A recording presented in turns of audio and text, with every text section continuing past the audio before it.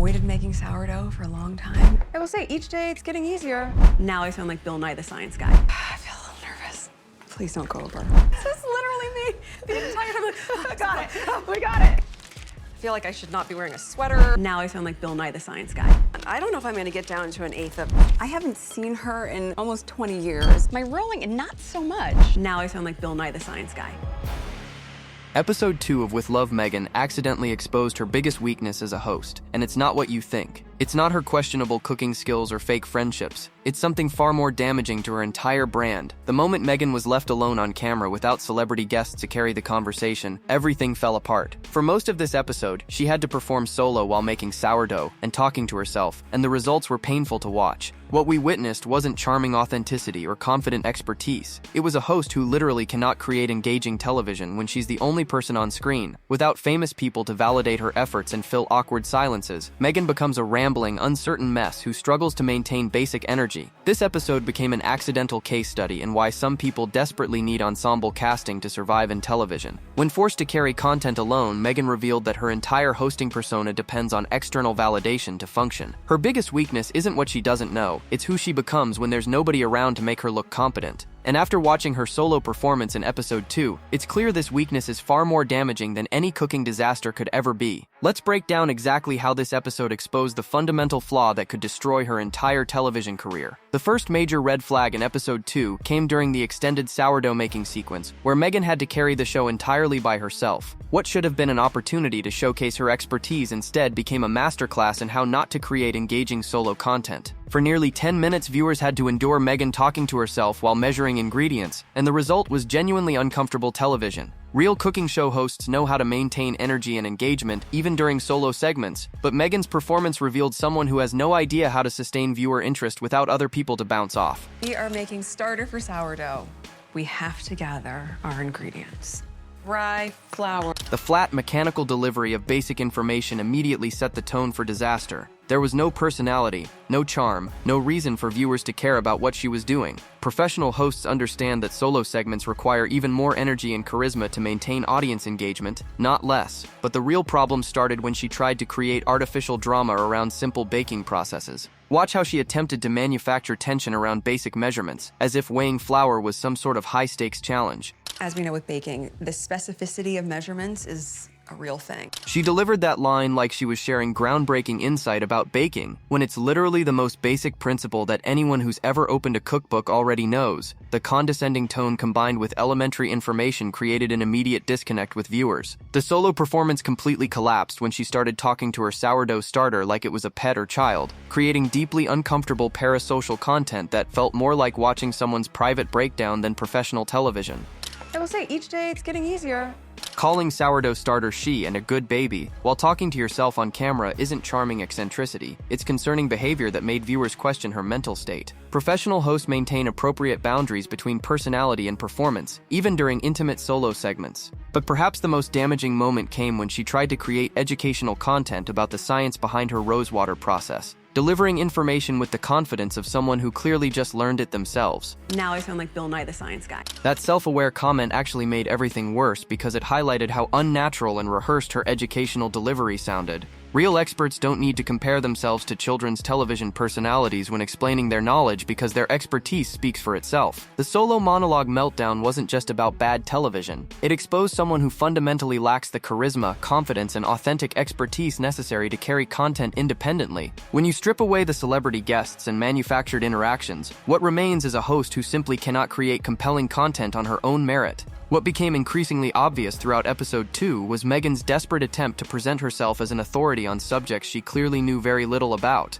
The entire episode felt like watching someone perform expertise they'd researched the night before, delivering basic information with the confidence of someone hoping viewers wouldn't notice the massive gaps in their actual knowledge. The fake expertise performance started immediately with her sourdough introduction, where she tried to sound knowledgeable while simultaneously admitting her complete lack of experience with the process. I've avoided making sourdough for a long time. It is a very lengthy process.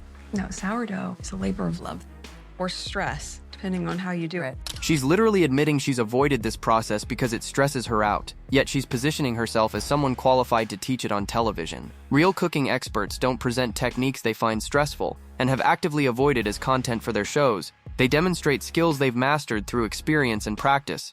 The performance became even more obvious when she tried to create educational moments around basic baking principles, delivering elementary information as if she was sharing professional insights. As we know with baking, the specificity of measurements is a real thing. That statement is so fundamental to baking that it's insulting to assume viewers don't already know it. But the way she delivered it suggested someone who had recently discovered this concept themselves and wanted to appear knowledgeable by sharing it with others. The fake expertise reached peak cringe during her rosewater demonstration, where she tried to sound like a chemistry expert while clearly reading from mental notes she'd prepared in advance. So all of that steam from the bottom is going to come up, hit the top inside of it, and push it back down and force it into being water. That's all going to catch in this bowl in the middle. The overly detailed explanation of basic distillation felt like someone who had just watched a YouTube tutorial trying to recreate the information for cameras. Real experts explain processes naturally because they understand the underlying principles, not because they've memorized step-by-step instructions. But perhaps the most telling moment came when she actually acknowledged how unnatural her educational delivery sounded,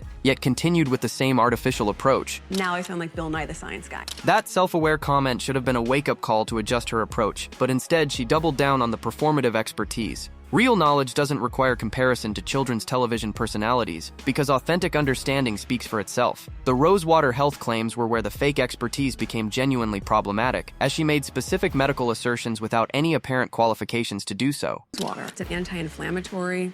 It can take redness out. It tones the skin as well.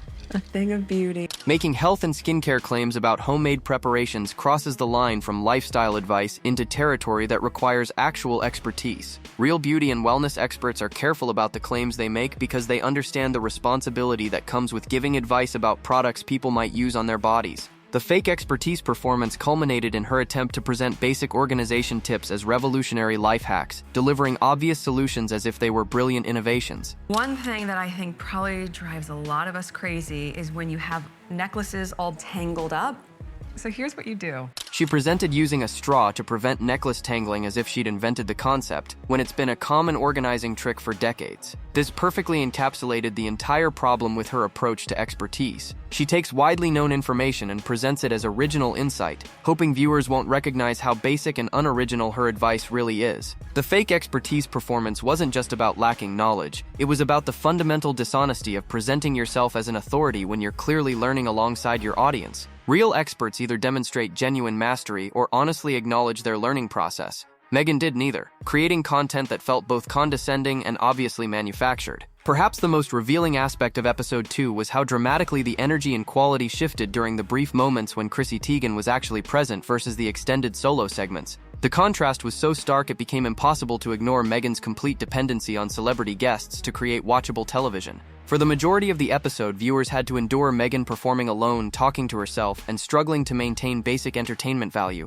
But the moment Chrissy arrived, there was an immediate transformation in Meghan's energy, confidence, and ability to create engaging content. Knock, knock. Oh my God.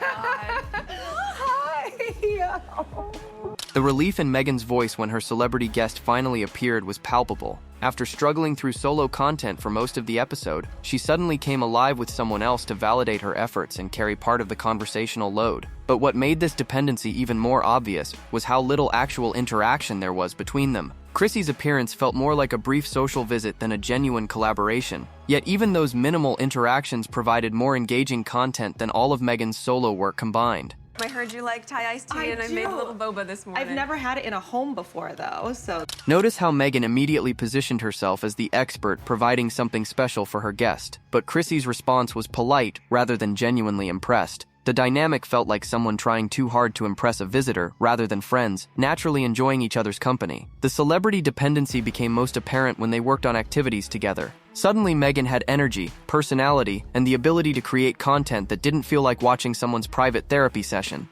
Wait, I couldn't guess how much 113 grams is. No, it's very hard. Even basic activities like measuring ingredients became engaging when there was another person involved to create natural dialogue and shared experience. But this only highlighted how incapable Meghan is of creating similar energy when performing alone. The most damaging revelation came when comparing the brief collaborative moments to the extensive solo content. The collaborative segments, though limited, felt natural and entertaining. The solo segments felt like endurance challenges for viewers. This is the perfect day. Amazing. Chrissy's genuine enthusiasm during their shared activities stood in stark contrast to Meghan's forced energy during solo segments. Real hosts can maintain consistent quality whether they're working alone or with guests, because their personality and expertise remain constant regardless of the situation. But perhaps the most telling aspect was how little Chrissy was actually featured, despite being the episode's supposed celebrity guest. Most cooking shows with celebrity guests center the collaboration throughout the episode. Here, Chrissy felt like a brief interruption in Meghan's solo performance rather than an integral part of the content. There you go. Thank you so much. You're welcome. Thanks, John, for being so patient. The quick dismissal at the end highlighted how peripheral the celebrity guest actually was to the episode's structure. Real collaborative content builds throughout the episode and culminates in shared achievements. This felt like Chrissy was fitting Meghan's content into her busy schedule rather than being genuinely involved in creating something together. The celebrity guest dependency crisis revealed in episode 2 wasn't just about needing social interaction to maintain energy. It exposed someone whose entire hosting persona depends on external validation and professional support to function. Without celebrities to carry conversations, validate efforts, and provide ready-made content through their presence, Meghan simply cannot create compelling television. This dependency is particularly problematic for a lifestyle expert because it suggests someone who lacks the authentic passion and knowledge necessary to sustain content independently. When your expertise requires other people's participation to appear credible, it raises serious questions about whether that expertise actually exists at all. Episode 2 contained one of the most revealing moments about Meghan's relationship with Truth, and it came during what should have been a simple introduction of her celebrity guest. Instead of straightforward honesty about her connection to Chrissy Teigen, Meghan delivered conflicting information that exposed her tendency to manipulate narratives for maximum emotional impact. The timeline disaster began with Meghan's initial setup of their relationship, where she tried to create an emotional reunion narrative that immediately fell apart under basic scrutiny. I'm so excited that I get to see Chrissy again. I haven't seen her in almost 20 years, and then I reached out and we reconnected just... Let's break down what she actually said here. She claims they haven't seen each other in almost 20 years, but then says they reconnected just a couple years ago. So did they reconnect but not see each other? The timeline makes no logical sense, but it's crafted to maximize the emotional impact of their reunion. The manufactured friendship became even more obvious when they started reminiscing about their shared past, and the details revealed how minimal their actual connection really was. It was good old deal or no deal. I feel like our lives have had so many chapters, and that one being a really important, funny one. They worked together on a game show nearly 2 decades ago, had minimal interaction, and now Meghan is presenting this as some significant shared history that justifies their current friendship. Real friendships don't require this kind of historical inflation to seem legitimate, but the most damaging revelation came when they discussed their actual experience working together, and it became clear how peripheral their relationship really was. I remember being like, basically being a backup girl. And then the alternate. Become the alternate, and then becoming the banker. Chrissy was literally describing herself as a backup option while Meghan was positioned differently on the show. They weren't even working in the same capacity, yet Meghan wants viewers to believe this brief professional overlap created some lasting bond. The manufactured friendship timeline reached peak absurdity when Meghan tried to present herself as someone who predicted Chrissy's future success, creating a narrative that positioned her as insightful rather than simply lucky to reconnect with someone who became famous. I mean, I left that show, and then just a year or so later, you got famous. I was like, oh my God, she's on the cover of Sports Illustrated. She's trying to create a story where she recognized Chrissy's potential early on, but the reality is she just happened to work briefly with someone who later became successful. The attempt to claim some prescient recognition of talent is both dishonest and embarrassing. The timeline manipulation became most obvious when comparing Meghan's emotional setup to the actual content of their interaction. She presented this as a meaningful reunion between old friends, but their conversation felt more like polite acquaintances catching up. How far we've come. How far we've come. How's that for memory lane? The forced nostalgia didn't match the energy of their actual interaction. Real friends don't need to narrate their shared journey because they're living it naturally.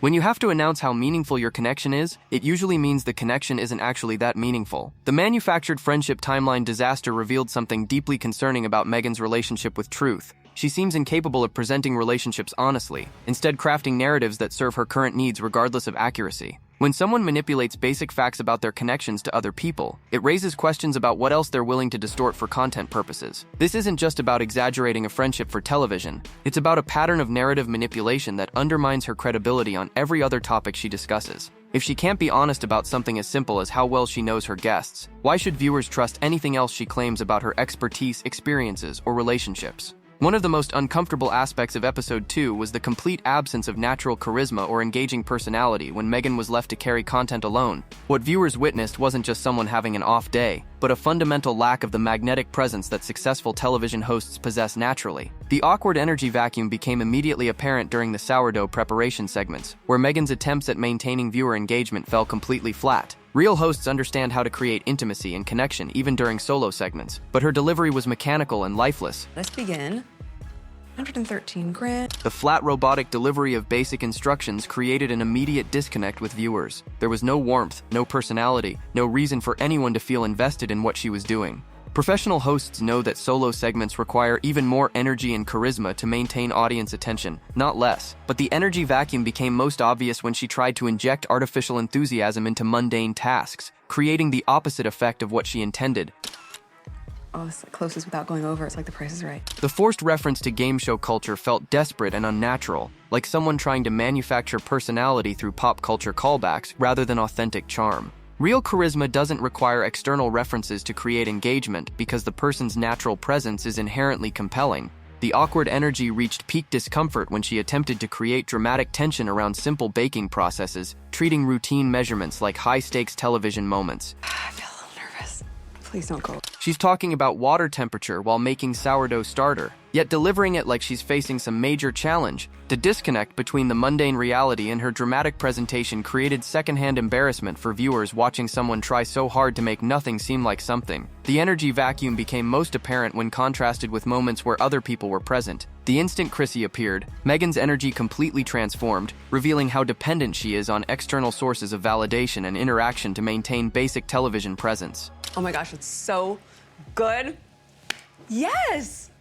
Got a vibe going. Compare that artificial enthusiasm during solo moments to her genuine excitement when guests arrived. The difference was so stark it highlighted how incapable she is of generating authentic energy independently. Real television personalities maintain consistent charisma, regardless of whether they're working alone or with others. But perhaps the most damaging aspect of the energy vacuum was how it made viewers aware they were watching someone perform rather than naturally expressing themselves. The constant effort to seem engaging only emphasized how unengaging she actually was. So, how simple is that? Okay, let's make a tartine to go with it, as one does. The phrase "as one does" felt like someone trying to sound sophisticated and relatable simultaneously, achieving neither. Real hosts don't need to perform personality because their authentic self is naturally compelling enough for television. The awkward energy vacuum extended to her attempts at educational content, where she delivered information with the enthusiasm of someone reading a grocery list rather than sharing knowledge they're passionate about. You could easily just take white sugar, make a simple syrup. This is brown sugar, do the same sort of thing.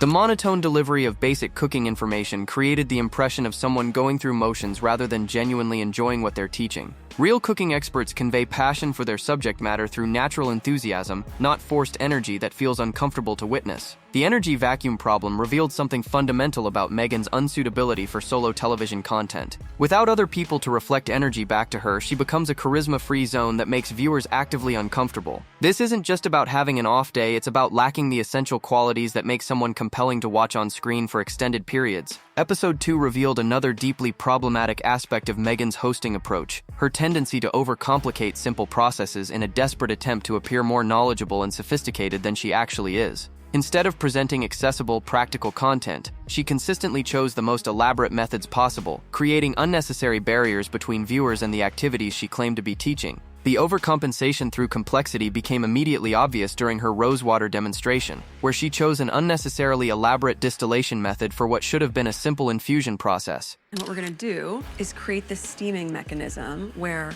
all of our rose petals are going to go down here.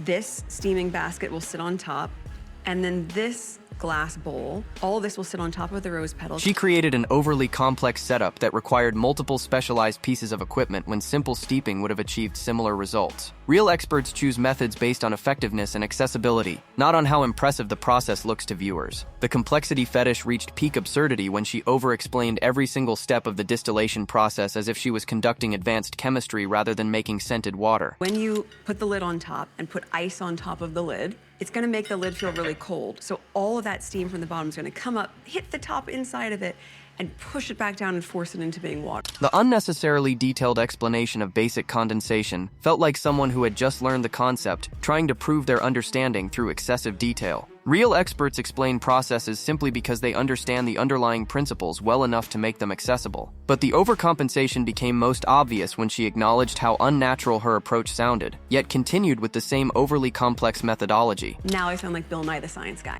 That self-aware comment should have prompted her to simplify her approach, but instead she doubled down on the complicated process. This revealed someone more concerned with appearing sophisticated than actually helping viewers learn practical skills. The complexity obsession extended to her flour pressing demonstration, where she chose equipment-heavy methods over traditional approaches that would have been more accessible to home viewers. Oh, is this the flour microwave thing? Wild. So it dries and presses the flowers quickly, but still keeps their color. She presented specialized equipment as essential for flour pressing when people have been successfully preserving flowers with books and weight for centuries. Real lifestyle experts balance innovation with accessibility, not complexity for its own sake. The overcompensation reached its most problematic point during the jewelry making segment, where she introduced multiple unnecessary steps and specialized materials that transformed a simple craft into an elaborate production. So we're gonna set the flower petals in this UV resin and then cure it. The multi-step process with specialized resin and UV equipment made what should have been an accessible craft project feel like an advanced manufacturing process.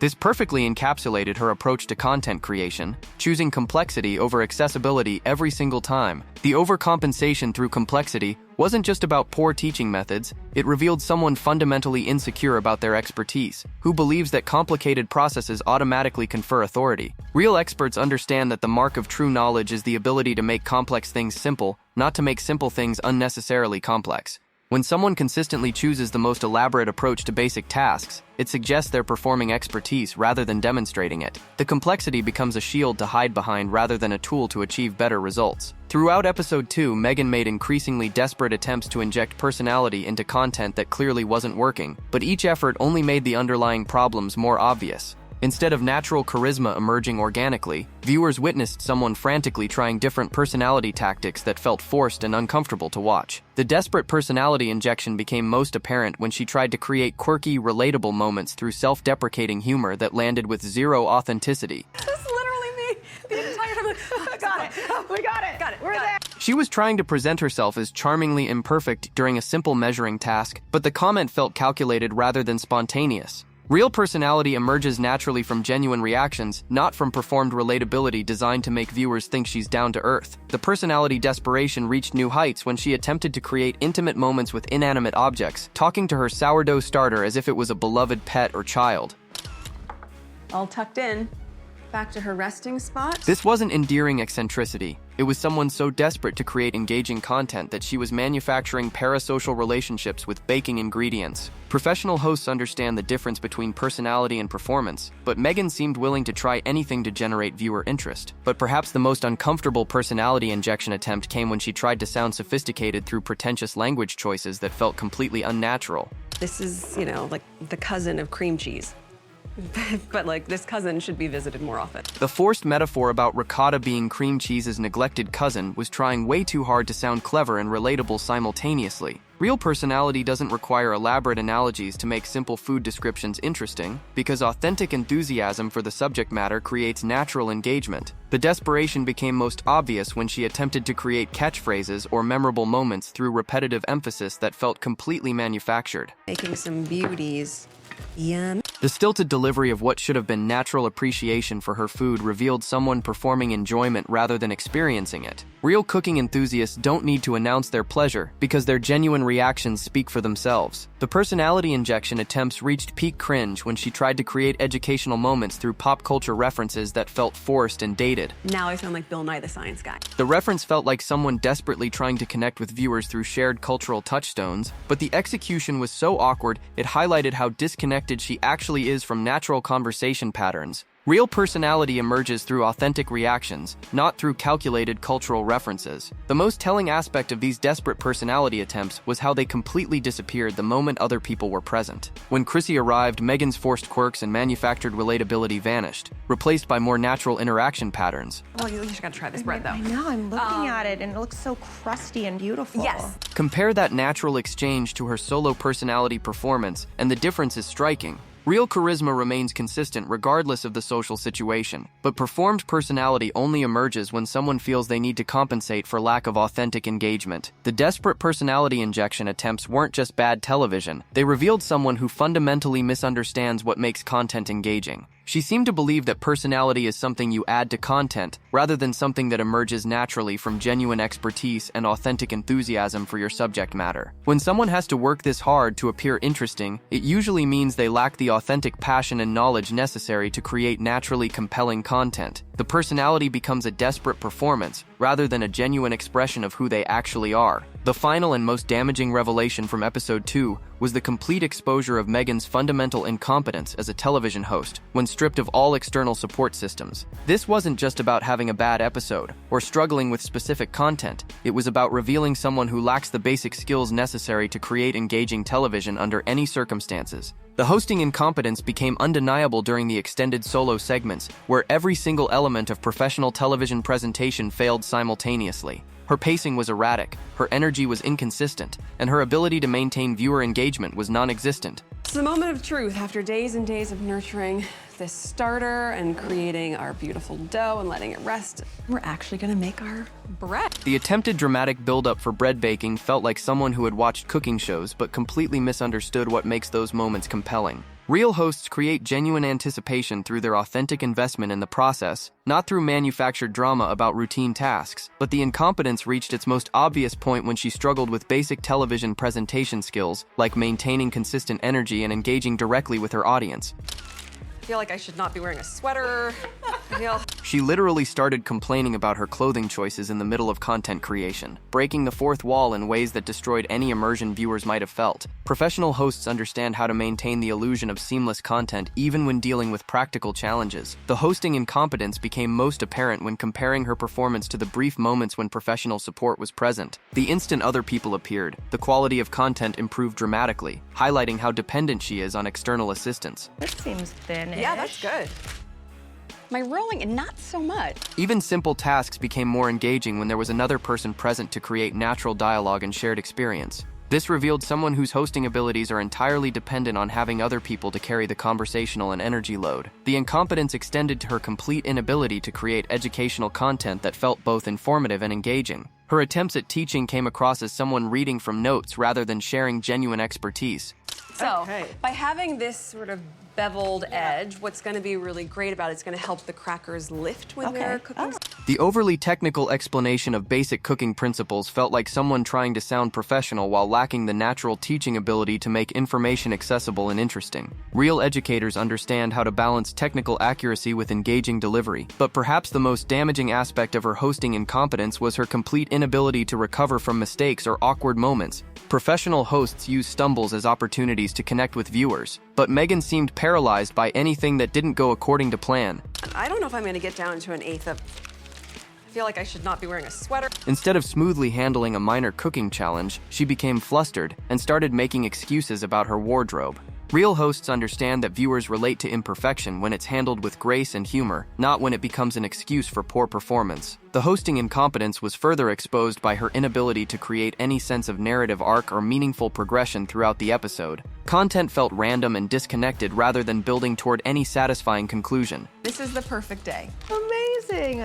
The generic positive conclusion had no relationship to anything that had actually happened during the episode. Professional hosts understand how to create genuine emotional payoffs that reflect the actual experience they've shared with viewers. The fundamental hosting incompetence revealed in episode 2 wasn't about lacking experience or having room for improvement. It was about someone who lacks the essential qualities that make television hosting possible: natural charisma, authentic expertise, genuine enthusiasm, and the ability to create engaging content independently. These aren't skills that can be learned through practice, because they require fundamental personality traits that either exist or don't. When someone fails this completely at the basic requirements of their chosen profession, it raises serious questions about whether they should be doing it at all. Episode 2 of With Love Meghan wasn't just disappointing television. It was a complete exposure of why some people simply aren't cut out for solo hosting roles. What we witnessed wasn't someone having an off day or struggling with challenging content, but a fundamental lack of the basic qualities necessary to carry a show independently. The biggest weakness that episode 2 revealed wasn't about cooking skills or friendship authenticity.